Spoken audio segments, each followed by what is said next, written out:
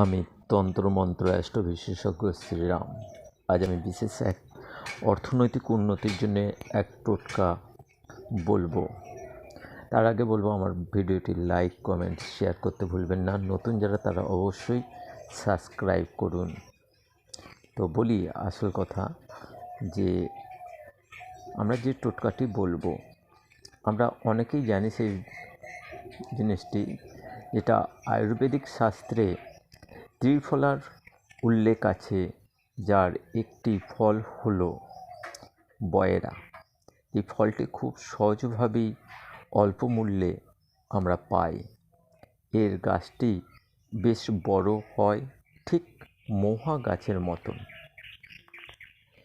এটি যদি রবিবারযুক্ত পুষ্যা নক্ষত্রের দিন ওই বয়রা গাছের মূল এবং পাতা এনে তার যদি ঠিকভাবে পূজা পাঠ করে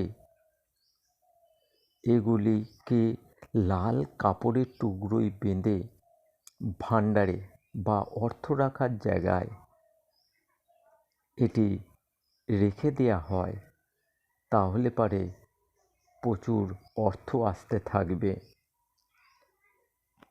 এটা খুব শক্তিশালী একটি টোটকা বললাম।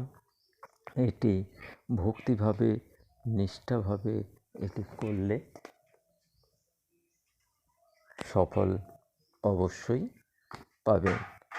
আপনারা করে দেখুন।